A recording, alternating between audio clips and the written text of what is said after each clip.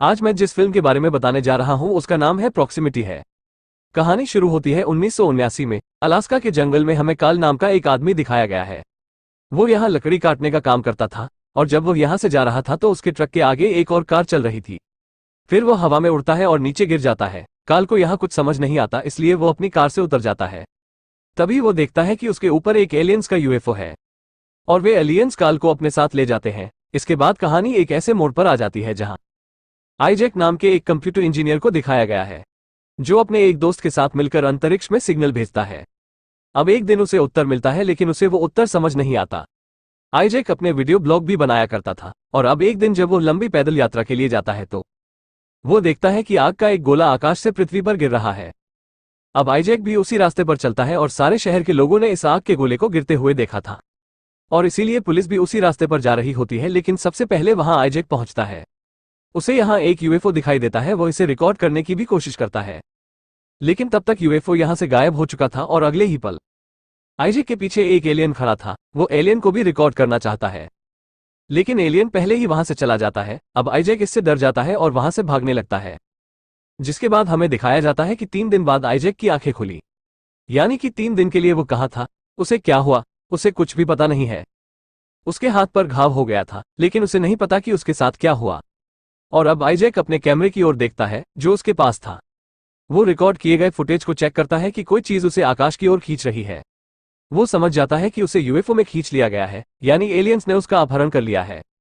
और अब इसीलिए वो अगले दिन डॉक्टर के पास जाता है और डॉक्टर को अपने हाथ पर लगे घाव के निशान को दिखाता है। और जब डॉक्टर ने उसके हाथ का एक्सरे किया तो वह एकदम हैरान रह गया क्योंकि किसी चीज ने उसकी हड्डी काट दी और उसे वापस जोड़ दिया। आइजैक को कुछ भी याद नहीं है। ये सारी बातें वो अपने दोस्त को बताता है लेकिन उसका दोस्त उस पर विश्वास नहीं करता और इसीलिए आइजैक घर आ जाता है।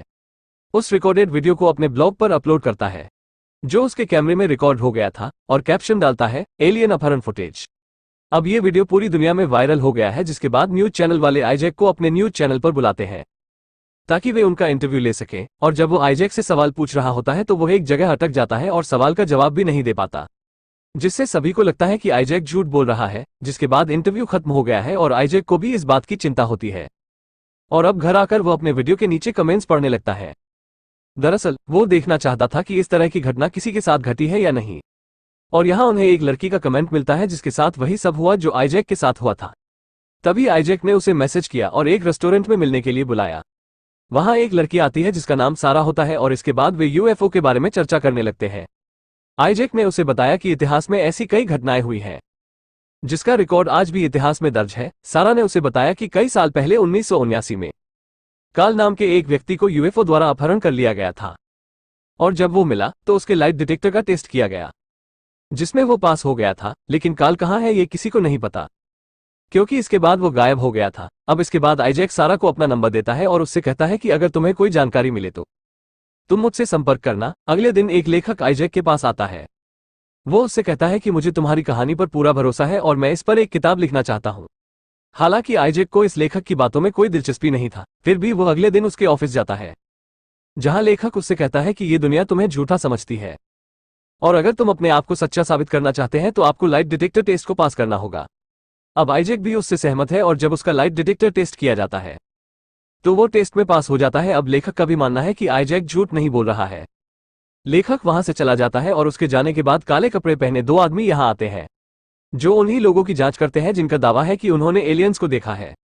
अब ये लोग आइजैक को ले जाने लगे परंतु आइजैक उनसे छूटकर भागने लगता है, परंतु उन्होंने पीछे से आइजैक पर गोलियां चलाई जिससे वो बेहोश हो जाता है। और जब उसे होश आता है तो देखता है कि 2 लोग हैं जिन्होंने सफेद मास्क पहन रखा है। वे उसे एक कमरे में ले जा रहे हैं। दरअसल ये दोनों मास्क पॉश एंड्रॉइड होते हैं और उसे एक ऐसे कमरे में ले जाया जाता है जो पूरी तरह से सफेद है। सारा को भी यही लाया गया था लेकिन उसे दूसरे कमरे में रखा गया था। और अब आइजैक के सामने एक आदमी मॉनिटर पर आता है। वो उससे बहुत सारे प्रश्न पूछता है। वास्तव में आइजैक और सारा के हाथों में एलियंस ने एक ट्रैकर लगाया है जिसके बारे में ये लोग जानते हैं। यहाँ आइजैक को काल की एक तस्वीर दिखाई गई है जिसका 1979 में अपहरण कर लिया गया था, परंतु आइजैक को इस विषय में कुछ भी मालूम न था।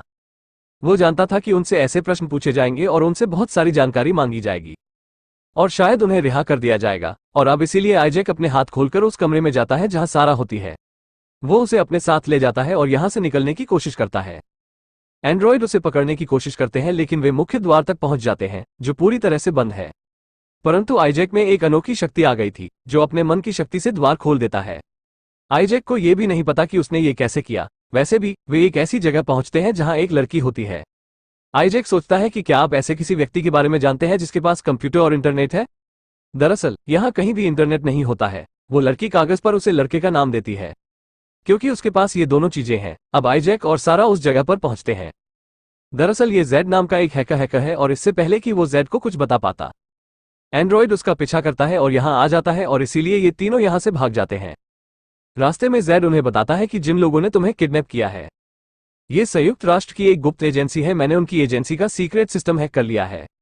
आइजैक उससे कहता है कि मैं किसी भी तरह काल तक पहुंचना चाहता हूं, क्या तुम मुझे उसका लोकेशन बता सकते हो।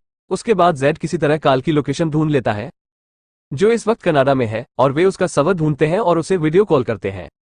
आइजैक काल को बताता है कि तुम्हारे साथ जो कुछ भी हुआ ऐसा मेरे और सारा के साथ भी हुआ है। कुछ दिन पहले मैंने अंतरिक्ष में एक सिग्नल भेजा था, बदले में मुझे एक संदेश मिला लेकिन मुझे लगा कि शायद ये कोई गड़बड़ है। लेकिन अब मुझे ये समझ आ गया है वो सिग्नल एलियंस द्वारा भेजा गया था। काल उनसे वो सिग्नल को मांगता है और जब वे उसे ये सिग्नल को दे देता है फिर काल उस सिग्नल को एक ऑडियो फाइल में बदल देता है और जब वो उस ऑडियो को सुनता है तो उसे पता चलता है कि वो एलियंस धरती पर 5 दिन बाद वापस आएंगे। वो अपने दोस्तों को जल्द से जल्द छिपने के लिए कहता है क्योंकि गुप्त एजेंट आपको किसी भी कीमत पर ढूंढ लेंगे। इसके बाद काल ने कोल क्रो को डिस्कनेक्ट कर देता है और दूसरी तरफ सारा, जेड और आइजैक निर्णय लेते हैं कि वे काल के साथ कनाडा जाएंगे, जिसके बाद वे ट्रेन में बैठकर कनाडा के लिए रवाना हो जाते हैं। लेकिन दोनों एंड्रॉयड एक बार फिर उनका पीछा कर रहे थे क्योंकि गुप्त एजेंसी अभी भी उन्हें ट्रैक कर रहे थे। लेकिन वो किसी तरह एंड्रॉयड से बचकर उस जगह पहुंच जाते हैं जहां काल रहता था। काल उन तीनों के पास आता है और कहता है कि गुप्त एजेंसी आपको कभी भी ट्रैक कर सकती है क्योंकि जब एलियंस ने तुम लोगों को अपहरण किया था तो उन्होंने आपके हाथ में एक ट्रैकर डाल दिया था और सीक्रेट एजेंसी भी उस ट्रैकर को ट्रैक कर सकते हैं और इसीलिए काल ने उनका ट्रैकर बंद कर दिया ताकि सीक्रेट एजेंसी उन्हें ढूंढ न सके। इसके बाद काल उन सभी को अपनी केबिन के अंदर ले आता है और बताता है कि उसने एलियंस को सिग्नल भेजा था। हालांकि मुझे जवाब तो मिल गया लेकिन वो सिग्नल उतना मजबूत नहीं था और इसीलिए मैं उनके संदेश को डिकोड नहीं कर सका। लेकिन जो संदेश तुम्हें मिला वो बहुत मजबूत था जिसके साथ मैं एक ऑडियो फाइल बनाने में सक्षम था। दरअसल मैंने एक सॉफ्टवेयर बनाया है जिससे मैं किसी भी फाइल का ऑडियो बना सकता हूं और अब हम जानते हैं कि जल्द ही एक बार फिर से एलियंस धरती पर आने वाले हैं। खैर वो दिन भी आ गए हैं जब एलियंस को धरती पर आना होता है। अब 4 बजने में सिर्फ 5 मिनट बाकी थे और अब इन लोगों को केबिन से अजीब सी आवाजें सुनाई देने लगती हैं। आइजैक केबिन छोड़ देता है और जंगल में एलियंस की तलाश शुरू कर देता है और अगले ही पल उसे एहसास होता है कि उसके पीछे कोई है और जब वो पीछे मुड़कर देखता है तो उसे वही एलियन दिखाई देता है जिसे उसने पहले देखा था। वो एलियन से पूछता है कि तुम क्या चाहते हो और एक बार फिर सब कुछ काला हो जाता है और अब अगले सीन में हम देखते हैं कि आइजैक उसी केबिन में है जहां एलियन उन सबके सामने है। अब काल ने जो सॉफ्टवेयर बनाया है उसकी मदद से वो किसी भी फाइल या भाषा को अपनी भाषा में बदल सकता है। उस डिवाइस की मदद से वो एलियन से बात करना शुरू कर देता है। वो एलियन से पूछता है कि तुम क्या चाहते हो, जिस पर एलियन जवाब देता है कि हम इंसानों की जिंदगी, उनके तौर तरीकों को समझना चाहते हैं। अब इसके बाद एलियन उन सभी पर अपना हाथ रखता है जिससे उसे एक विजन आता है और यह विजन यीशु मसीह का होता है। आइजैक बताता है कि वो यीशु मसीह है। एलियन का कहना है कि हम उनका अध्ययन कर रहे हैं, वो ये जानने की कोशिश कर रहे हैं कि इंसान किस बात पर विश्वास करता है। इस सृष्टि की रचना में ईसा मसीह का बहुत महत्व है। दरअसल ये एलियंस इंसानों के भरोसे का अध्ययन कर रहे हैं और अब उन्हें लगभग सारे जवाब मिल गए हैं। इसके बाद सारा एलियंस कहती हैं कि उसके हाथ में बहुत दर्द हो रहा है। एलियन उसके हाथ में एक डिवाइस लगाता है जिससे उसका हाथ 2 हिस्सों में बंट जाता है और इसके बाद एलियन उसके हाथ से ट्रैकर को बाहर निकाल देता है। फिर हमें दिखाया गया है कि एजेंट अपनी पूरी टीम के साथ यहां आता है। अब काल भी अपनी बंदूक लेकर केबिन से बाहर आता है। वह अधिकारी काल को बताता है कि वो पिछले कई वर्षों से तुम्हारी तलाश कर रहा हूं, मुझे बताओ मेरे पिता कहां हैं। दरअसल 1979 में काल की कार के सामने ट्रक आ गया था। उस ट्रक को इस अधिकारी के पिता चला रहे थे और उसके बाद वो गायब हो गए थे। लेकिन काल वास्तव में नहीं जानता कि वो कहां गए। काल उससे कहता है कि वो कुछ नहीं जानता, लेकिन वो अधिकारी कहता है कि अगर तुमने सच नहीं बताया तो मैं तुम्हें मार डालूंगा। लेकिन काल के पास कोई जवाब नहीं था, जिसके कारण अधिकारी काल को मार देता है और काल मर जाता है। अब सारा भी बाहर आ जाती है और अधिकारी सारा से वही सवाल पूछता है, लेकिन सारा उसे कुछ नहीं बताती, इसलिए उसने सारा को भी मार डाला।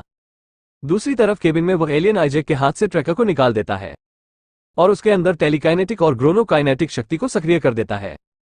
वो कहता है कि तुमको अपनी शक्तियों का उपयोग करना होगा। जैसा कि तुमने पहले किया था, इसी शक्ति से तुमने संयुक्त राष्ट्र एजेंसी का द्वार खोला था। तभी आईजैक अपनी शक्ति का प्रयोग करता है और सभी को यहां से ले जाता है और गायब हो जाता है। और अगले ही पल एक यूएफओ एजेंट के पीछे उड़ता है, जिसमें वे सभी लोग थे।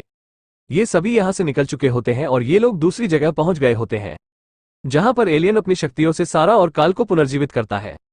इस घटना के 6 महीने बाद ये दिखाया गया है कि आईजैक और सारा सामान्य जीवन जी रहे हैं।